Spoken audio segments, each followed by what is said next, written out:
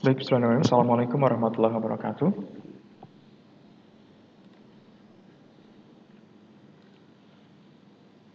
Sambil kita mulai saja ya. Untuk yang udah masuk ini sekitar berapa ya? 8 orang. Setidaknya sudah separuh lebih sedikit. Oke, dan mohon maaf juga kalau misalnya saya suaranya kurang kenceng atau kurang jelas karena memang kondisi agak kurang fit ya hari ini. Oke, untuk hari ini, pertemuan kali ini saya akan membahas atau kita akan belajar mengenai metode penskalaan atau dari riset pemasaran, ya metode penskalaan sekaligus juga nanti kita lanjutkan dengan bagaimana menyusun instrumen pada saat kita sudah membuat proposal.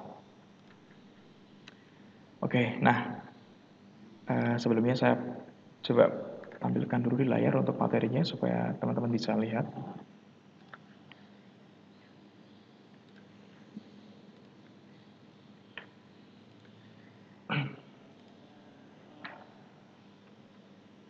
Kelihatan? Tampilannya kelihatan enggak? Atau kalau enggak bisa buka di materi masing-masing yang tadi sudah saya share di Google Classroom ya. Oke, jadi kita ngomongin masalah skala. Skala itu sebenarnya apa sih? Skala itu merupakan suatu alat atau mekanisme yang digunakan oleh peneliti dalam usaha untuk memperoleh nilai mengenai variabel yang dibutuhkan dari responden. Jadi untuk mendapatkan nilai, apakah dia itu termasuk bagus atau tidak, ya kan? Setuju atau tidak setuju, kemudian baik atau tidak baik, itu kita harus buat yang namanya penskalaan supaya kita mengetahui yang akan kita ukur ini termasuk dalam kategori yang baik atau tidak, buruk atau tidak, setuju atau tidak orang-orang yang kita teliti dan lain sebagainya. Dapat pula diartikan sebagai pemberian angka atau simbol yang dapat diartikan sebagai suatu proses penentuan angka atau simbol yang diperlukan dalam suatu skala. Nah, jenis-jenis skala ini ada kurang lebih ada 4 ya. Yang pertama adalah skala nominal. Skala nominal ini skala yang hanya bisa membedakan satu dengan yang lainnya dari satu kategori. Misalnya kayak jenis kelamin, statusnya sudah menikah atau belum gitu ya. Gender, kemudian sikapnya, agama, kayak gitu-gitu. Jadi ketika dipilih misalnya eh, jenis kelamin misalnya ya, itu kan nanti disuruh milih si responden itu antara satu laki-laki, dua perempuan gitu ya. Nah, angka satu dan 2 ini artinya angka yang tidak bisa dihitung secara aritmatika, tapi angka satu dan 2 ini hanya untuk membedakan bahwa satu ini laki-laki, dua ini perempuan gitu. Jadi nggak bisa dihitung, hanya bisa disimbolkan saja gitu ya, atau dikategorikan saja. Itu namanya skala nominal. Nah, kemudian skala yang kedua adalah skala ordinal. Skala yang menunjukkan preferensi seseorang dalam menilai suatu objek melalui ranking, ya kan? Misalnya manajer, tipikal-tipikal apa ya, karyawan, apakah senilai karyawan kelas bawah atau menengah atau kelas manajer misalnya. Itu kan ada itu ya, benar-benar ada tingkatannya gitu loh. Jadi meskipun kita memilih, tapi tetap ada perbedaan antara pilihan satu dengan pilihan dua. Berbeda dengan yang tadi, antara kelamin laki-laki dengan perempuan. Itu istilahnya tidak membedakan dari segi kualitas ataupun kuantitasnya. Kemudian motor yang disenangi sampai yang paling dibenci. Ya, itu juga bisa dijadikan disebut sebagai skala ordinal. Kemudian skala yang ketiga adalah skala interval. Nah, skala yang memberikan indeks interval yang menunjukkan jarak antara nilai yang satu dengan nilai yang lain. Saya punya contohnya yang kemarin di metode penelitian ya. Coba saya cek dulu. Yang di metodologi penelitian itu kemarin saya juga membahas mengenai penskalaan, teknik penskalaan juga. Nah ini. Untuk contoh-contoh dari masing-masing skala. Itu, nah ini skala nominal ya, tadi misalnya kayak setuju atau tidak setuju, kemudian iya atau tidak gitu. Terus untuk skala ordinal, itu contohnya misalnya jawaban pertanyaan berupa peringkat, misalnya sangat tidak setuju, netral, setuju, dan sangat setuju. Ini dapat memberikan simbol angka 1 sampai dengan 5, dan angka ini itu hanya merupakan simbol peringkat, tidak mengekspresikan jumlah ya. Biasanya jawaban kuesioner ini menggunakan skala Likert yang digunakan untuk mengukur sikap, misalnya untuk menyatukan setuju ataupun tidak setuju terhadap suatu pertanyaan atau pernyataan. Nah, misalnya bagaimana menurut saudara mengenai layanan penjualan tiket pesawat Garuda? Nah, tinggal dipilih sangat lambat, cepat, atau sangat cepat. Begitu. Kemudian skala internal, skala interval ya maksudnya. Jadi skala interval ini memiliki karakter yang dimiliki oleh skala nominal dan skala ordinal dengan ditambah karakteristik lain, yaitu berupa interval yang tetap. Kemudian skala interval ini juga benar-benar angka yang digunakan untuk melakukan operasi aritmatika, misalnya dijumlahkan atau dikalikan. Jadi di interval ini udah mulai bisa dijumlahkan atau dikalikan gitu ya. Atau istilahnya sudah bisa dioperasikan aritmatikanya. Nah, untuk melakukan analisis ini, skala pengukuran ini menggunakan statistik parametrik. Contohnya nih ya, jawaban pertanyaan menyangkut frekuensi dalam pertanyaan, jawaban A 1 kali, B 3 kali, atau C 5 kali. Jadi angka 1, 3, dan 5 ini merupakan angka sebenarnya dengan menggunakan interval 2. Jadi ada ada intervalnya atau ada spasinya atau ada jarak yang sama dari pilihan A, B ke C. Nah, contoh lainnya misalnya berapa persen kenaikan harga pokok makanan sehari-hari. Nah, jawaban A 5%, B 10%, C 15%, dan D 20% ya. Jadi masing-masing ini memiliki skala interval 5%. Jawabannya berupa perlian skala antara 1 sampai 10. Kemudian skala rasio. Nah, skala rasio ini memiliki karakteristik yang dimiliki oleh skala nominal, ordinal, dan interval. Dengan kelebihan skala ini memiliki nilai 0 empiris absolut. Contohnya ya, harga kopi kapal api 1 kilo 15.000, sedangkan kopi luwak 1 kilonya 75.000. Maka harga kopi kapal api ini dibandingkan dengan kopi luwak sama dengan 1:5.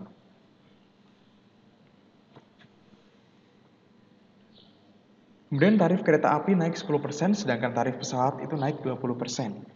Pengunjung berbelanja di supermarket 2 kali dalam sebulan, sedangkan di pasar tradisional mereka berbelanja 14 kali dalam sebulan. Jadi ada setengah kalinya ya. Oke, terus untuk teknik penskalaan ini juga ada macam-macam. Di antaranya tadi yang sering dipakai itu adalah skala Likert ya, atau Likert Summated Rating Scale, atau biasa disebut dengan skala Likert tadi. Nah, yang pertama sebelum ke skala Likert ada skala sederhana atau Simple Attitude Scale.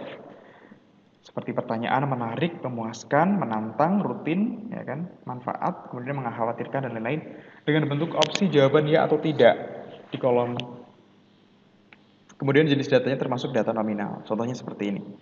Apakah Bapak, Ibu, atau Saudara pernah mengalami kegagalan dalam berbisnis? Jawabannya pernah atau tidak pernah.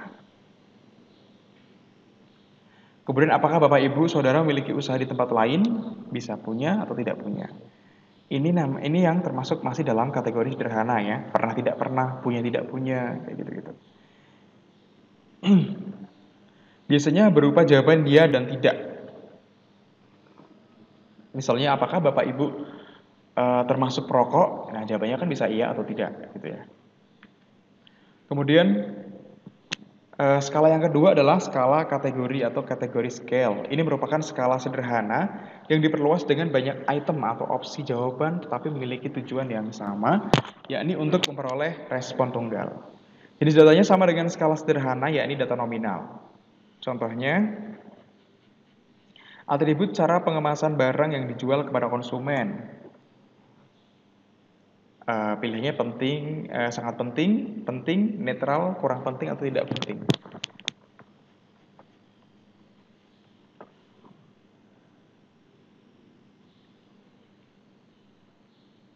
Nah, kemudian ini yang sering dipakai ya, biasanya teman-teman suka lihat mungkin dari penelitian-penelitian terdahulu atau misalnya dari jurnal, skripsi, dan lain sebagainya, yang lebih sering dipakai adalah skala Likert atau Likert scale. Jadi skala ini tuh skala positif dan negatif untuk mengukur respons subjek dengan interval yang sama. Jadi data yang digunakan dalam skala Likert ini adalah data interval. Jadi bukan lagi nominal ya, tapi interval. Contohnya adalah pemilihan media promosi dapat mempengaruhi omset penjualan. Nah, kamu termasuk yang sangat setuju, sangat tidak setuju, netral, setuju atau sangat setuju. Ini intervalnya sama, 1 sampai dengan 5. Jadi semakin ke kanan maka akan semakin setuju, sangat setuju ya, semakin baik. Kalau semakin ke kiri maka semakin negatif gitu. Kualitas layanan pada bank pasar sudah sesuai standar ISO atau belum? Kualitas layanan pada bank pasar sudah sesuai dengan standar ISO. Nah, menurut kamu, berarti otomatis kita harus tahu dulu responden kita tuh termasuk orang yang tahu apa tidak mengenai standar ISO ini yang seperti apa. Kalau misalnya kita menanyai seorang dengan yang tidak pernah tahu atau tidak pernah dengar dengan standar ISO, pasti mereka juga akan bingung. Ya, jadi pastikan responden yang kita tuju itu paham dengan apa yang kita mau. Kalau misalnya mereka tidak tahu tentang standar ISO, berarti standar ISO itu kamu harus rincikan. Standar ISO itu dalam hal pelayanan dalam perbankan itu ada apa saja poin-poinnya. Jadi harus dijabarkan lagi lebih rinci supaya orang ketika membaca itu langsung paham, oh maksudnya ini gitu.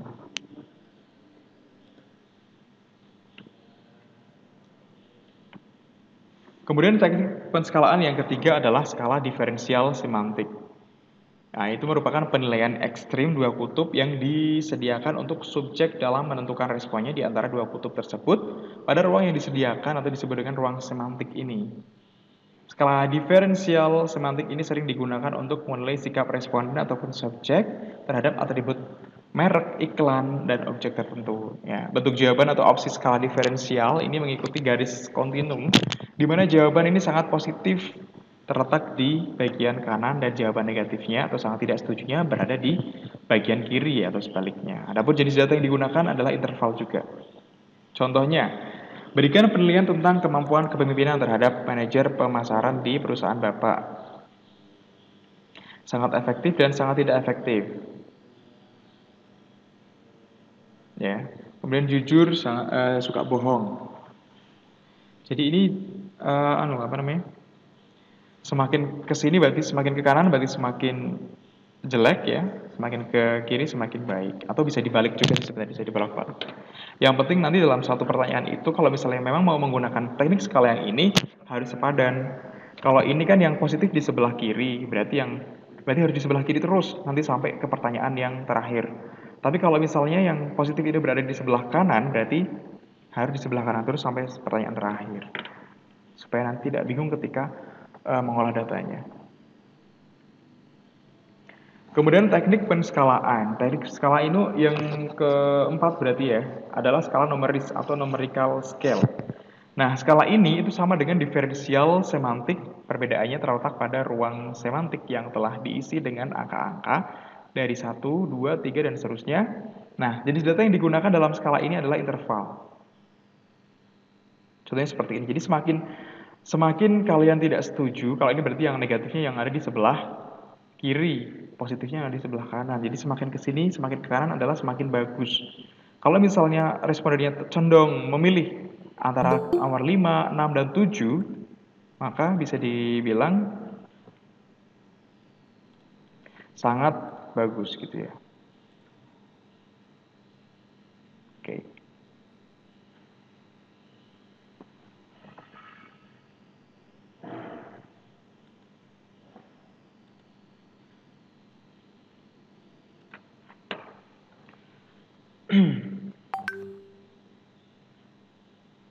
Kemudian untuk skala yang berikutnya adalah tadi skala numerik sudah ya. Skala grafis atau graphic rating scale. Ini pengukuran sikap kepada subjek dalam bentuk grafis atau gambar dengan cara memberi tanda pada grafik tersebut. Sedangkan jenis tandanya tergolong data interval ya. Berikan penilaian terhadap kinerja karyawan, kinerja manajer pemasaran selama Anda menjadi bawahannya dalam perusahaan sekarang ini.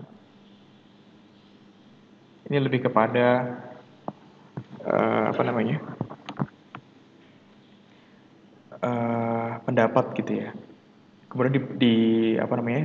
Disampaikan dalam bentuk grafis atau gambar dengan cara memberi tanda pada grafik tersebut. Ini contohnya kurang paham. Kemudian untuk penyusunan instrumen, ya setelah tadi kita mengolah atau istilahnya apa ya, menskalakan pertanyaan-pertanyaan kuesioner kita, maka yang berikutnya adalah penyusunan instrumen. Instrumen ini sebenarnya bisa dibilang semacam apa ya, pertanyaan bisa atau pernyataan juga bisa. Jadi alat untuk memperoleh atau menjaring data yang berwujud angket yang berfungsi untuk menyelidiki pendapat subjek mengenai suatu hal untuk mengungkapkan keadaan pribadi responden. Jadi biasanya bisa berupa pertanyaan atau bisa berupa pernyataan. Seperti tadi ya, contoh yang di awal ini, misalnya kayak nih, pemilihan media promosi dapat mempengaruhi omset penjualan. Ini juga ini bentuknya kan ini ya, apa namanya, pernyataan. Ini disebut dengan instrumen. Ini tuh yang, jadi instrumen-instrumen itu adalah pernyataan atau pertanyaan yang ada di kolom kuesioner yang akan kita sebarkan, itu namanya instrumen. Nah, di samping itu, instrumen juga dapat berwujud skala nilai, yaitu untuk menilai pribadi orang lain ataupun mengenai suatu hal tertentu seperti tes untuk mengungkapkan keadaan pribadi seseorang, misalnya bakat, minat, kepribadian, sikap, kemampuan, dan lain sebagainya. Itu juga bisa. Nah, faktor-faktor yang mempengaruhi kurang telitinya instrumen. Yang pertama bisa karena kurang mencakup rentang gejala yang diukur atau measurement error. Meteran mengukur tinggi manusia digunakan untuk mengukur tinggi pohon. Jadi contohnya, kalian ingin mengukur atau ingin mengukur berat, tapi kalian menggunakan alat ukur yang digunakan untuk mengukur tinggi badan. Nah, itu kan berarti jelas salah ya. Biasanya kesalahannya itu seringnya di situ. Kalian ingin memotong semangka, tapi menggunakan gergaji misalnya kayak gitu. Nah, itu kan kurang tepat. Instrumen-instrumen yang seperti itulah yang dibutuhkan nantinya. Kemudian satuan ukuran atau kalibrasi terlalu besar, timbangan kuintal untuk menimbang kiloan misalnya. Jadi apa ya, kalibrasinya terlalu besar gitu ya. Jadi istilahnya nanti angkanya jadi kurang teliti, kurang mendetail per gramnya kayak gitu. Karena kalau misalnya pakai yang harusnya pakai kilo, kemudian kok pakai yang timbangan kuintal, pasti nanti kalau misalnya selisih eh, setengah kilo atau misalnya seperempat kilo itu nanti akan tidak terlalu terlihat gitu ya. Dibandingkan kayak kita menggunakan timbangan yang kiloan gitu. Kemudian tidak teliti membaca data, kesalahan rambang atau random error dan kesalahan kompensatoris. Angka 1 dibaca 7, angka 4 dibaca 9 dan lain sebagainya. Jadi kadang ada apa ya, kayak tulisan-tulisan, apalagi kalau misalnya tulisannya pakai tulisan tangan gitu, kadang kan kita susah bacanya. Syarat instrumen yang pertama harus sahih atau valid, ya. Mampu menembak dengan tepat binatang yang akan ditembak, mengungkap dengan jitu apa yang akan diungkap, menjaring ikan-ikan yang akan dijaring dan mengukur apa yang akan diukur. Jadi benar-benar valid itu bisa dikatakan tepat sasaran ya. Datanya itu valid, tepat gitu. Atau orang-orang yang kita tanyai itu benar-benar orang yang sesuai. Satu. Dua, pertanyaannya juga harus pertanyaan yang nantinya bisa menjawab pertanyaan penelitian kita. Kemudian keandalan atau reliabilitas atau reliable atau data informasi yang diperoleh jika dilakukan amatan ulang hasilnya itu tetap ajek genap gitu loh, tetap apa namanya, mantap, ajek ya, atau konsisten gitu loh. Ketelitian atau akurat itu pengukuran yang teliti tercermin dari seberapa dekat bacaan dari alat ukur dengan keadaan yang sesungguhnya. Nah, kemudian untuk langkah menyusun instrumen, yang pertama adalah mendefinisikan batasan atau construct definition untuk mendefinisikan perlu kajian pustaka dan membandingkan dengan definisi lain yang relevan. Menyidik faktor atau identifikasi factors, unsur-unsur dalam mengukur pengukuran disebut faktor sebagai bagian dari ubahan ataupun variabel atau indikator aspek atau ranah dibandingkan ke dalam dan keluasan tiap konsep yang kita rekam sampai memutuskan mengambil faktor-faktor yang relevan dengan sasaran penelitian kita. Menyusun butir-butir pertanyaan, setiap butir sedapat mungkin hanya mengenai faktornya saja, tidak membicarakan faktor lain. Jadi kalau misalnya kalian mau bahas mengenai eh, disiplin kerja gitu ya, berarti ya nggak usah jauh-jauh dari hal itu, misalnya kayak keterlambatan ya kan, terus ketepatan waktu hadir, kemudian penyalahan terhadap aturan atau tidak kayak gitu, atau misalnya termasuk yang on time kayak gitu dan sebagainya. Kemudian uji validitas dan uji reliabilitas ini juga nanti akan dilakukan terhadap pertanyaan yang akan disebarkan ya, akan disebar ke kuesioner, ke responden maksudnya. Kemudian pemilihan kata dalam instrumen, jangan menggunakan kata-kata yang sulit dipahami. Jangan menggunakan bahasa slang atau prokem. Jangan menggunakan pertanyaan yang mendua atau ambigu ya. Kemudian jangan menggunakan pertanyaan yang panjang. Hindari pertanyaan yang bersifat estimasi. Jadi yang pasti aja datanya data-data yang real gitu ya. Hindari pertanyaan yang memberi alternatif tidak langsung. Hindari pertanyaan yang memerlukan memori waktu. Hindari pertanyaan yang menggiring ke satu jawaban. Ya. Jadi biarkan mereka itu dari sekian jawaban yang kita pilih, yang kita kasihkan ya, yang kita bikinkan pilihannya itu mereka benar-benar independen untuk memilih yang mana sesuai dengan keadaan yang dia alami. Kemudian gunakanlah pertanyaan yang padat, jelas, dan lugas. Gunakan pertanyaan dari yang umum ke yang khusus. Gitu ya. Kemudian gunakanlah pertanyaan positif dan negatif. Contoh penyusunan instrumen nih ya. Misalnya judulnya pengaruh promosi terhadap volume penjualan PT Seneng Ngapusi, Yogyakarta. Nah, ini kan berarti kita udah bisa ketahui ada dua variabel ya. Variabel X-nya ini promosi, variabel Y-nya kok hilang. Variabel X-nya adalah promosi dan variabel Y-nya ini penjualan.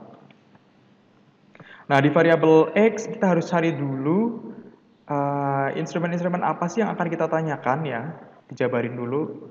Misalnya kita mau berbicara masalah periklanan, kemudian promosi, publisitas, personal selling-nya kayak gitu kan. Jadi misalnya iklan jumlah butir pertanyaannya berapa kayak gitu-gitu. Ini misalnya tentang periklanan kita akan memberikan 5 pertanyaan ya, atau 5 instrumen dari pertanyaan nomor 1 sampai nomor 5. Kemudian promosi kita mau kasih 6 butir pertanyaan, yaitu pertanyaan nomor 6 sampai nomor 11. Kemudian publisitas kita akan memberikan 4 butir pertanyaan dengan nomor pertanyaan 12 sampai dengan 15. Personal selling kita akan menggunakan 5 butir pertanyaan dengan nomor 16, 17, 18, 19, dan nomor 20. Ya. Kemudian yang variabel Y atau penjualan itu kita akan indikatornya kita akan menanyai mengenai jumlah barang yang terjual, keuntungan perusahaan sama biaya pengirimannya. Nah, untuk jumlah barang yang terjual ini kita akan menggunakan 6 pertanyaan, 6 butir pertanyaan, yaitu di pertanyaan nomor 21, 22 sampai 26. Kemudian keuntungan perusahaan kita punya 4 butir pertanyaan yang disajikan dalam pertanyaan nomor 27 sampai 30. Kemudian biaya pengiriman ini ada 5 butir pertanyaan yang disajikan dalam pertanyaan nomor 31 sampai dengan 35. Pertama harus dicari dulu indikatornya sebelum kita mencari instrumennya ya. Setelah ketahui indikatornya itu apa saja, jadi misalnya promosi itu indikatornya nanti apa aja gitu kan. Lah dari sini nanti kita baru cari pertanyaannya, periklanan. Misalnya contohnya, apakah perusahaan ini, Singapusi ini, apakah menggunakan iklan atau iklannya menggunakan media apa, misalnya seperti itu. Kemudian apakah iklan yang ditayangkan itu lebih mudah dipahami atau mudah dimengerti atau mudah dicerna dan lain sebagainya gitu ya. Pokoknya nanti ada 5 butir pertanyaan yang bisa kalian jabarkan dari satu indikator ini. Misalnya seperti itu. Lah dari 5 pertanyaan ini nanti tuh kita uji lagi juga 5 pertanyaan yang kita susun ini kemudian apakah bisa diterima dari segi validitas maupun dari segi reliabilitasnya nanti akan ada ujinya. Ini diuji dulu sebelum apa namanya diregresi, nanti diuji validitas dan uji reliabilitas dulu. Seperti itu. Oh, udah selesai ya. Oke.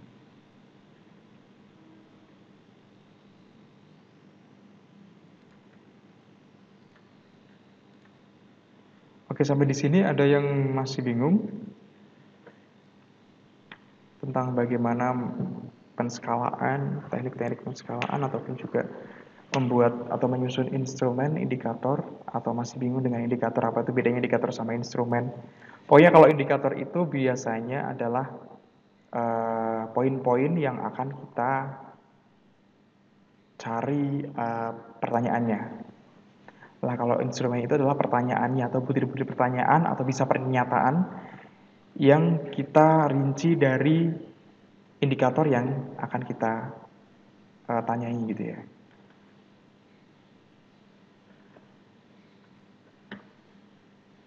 Oke, kalau gitu sambil saya absen dulu aja.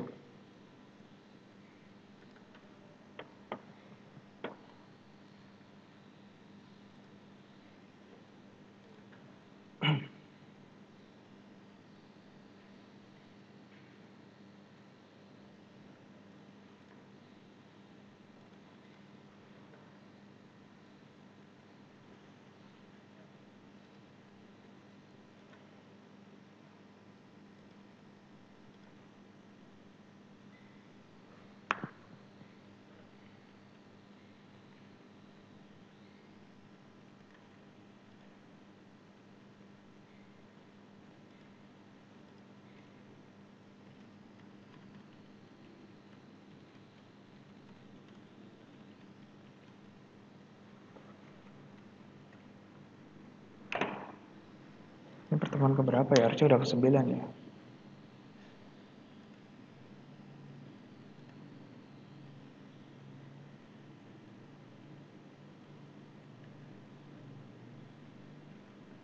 Anissa Tunuroh.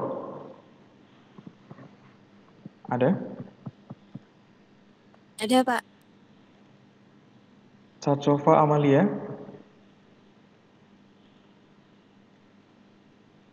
Tidak ada. Ada, Pak. Oh, ada. Ada. Iva. Ada. Muhammad Fajar.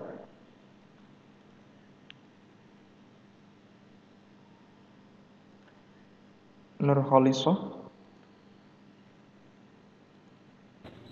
Ada, Pak. Nur Azizah. Iya, ada, Pak. Rizka.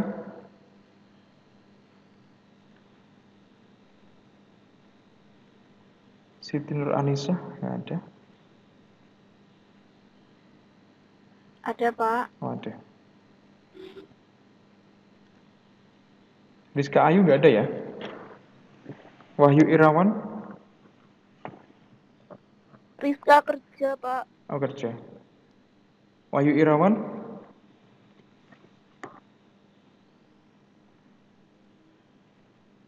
Nggak ada. Wahyu Nur Prayogo.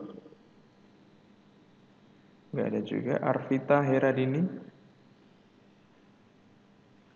Arvita kerja. Kerja juga ya. Nanti yang kerja suruh japri saya ya. Mbak siapa tadi namanya? Saya coba. Rizka Ayu sama Arvita.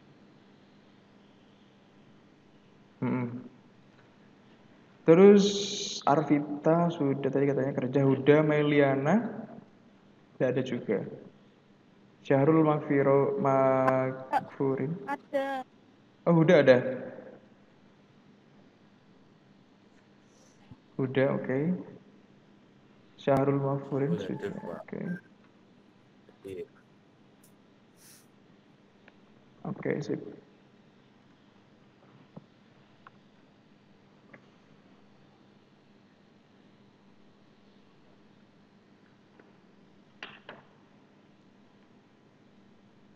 Oke, ada yang mau disampaikan? Silakan.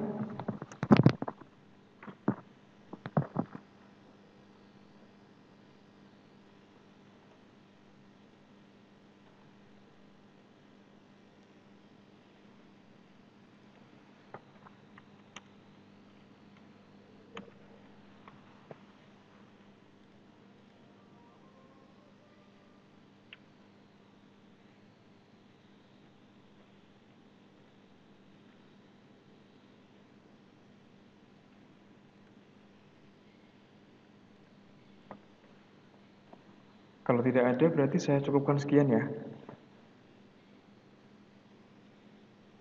Ini MA berarti semester 6 berarti udah ikut metodologi penelitian ya. Nanti bisa dipelajari lebih dalam di metodologi penelitian, di riset pemasaran juga nanti sebenarnya lebih apa ya. Kalau dasar-dasarnya sebenarnya ada di metode penelitian. Terus kalau untuk riset pemasaran ini sebenarnya lebih kepada kita udah mulai praktek riset sebenarnya. Riset untuk apa namanya? Meneliti mengenai pemasaran karena kan sesuai dengan konsentrasinya gitu. Cuman agak repot juga kalau misalnya kita praktek tapi cuman via online gini ya. Oke, terima kasih atas perhatiannya untuk yang sudah masuk. Terima kasih partisipasinya. Assalamualaikum warahmatullahi wabarakatuh. Waalaikumsalam warahmatullahi wabarakatuh.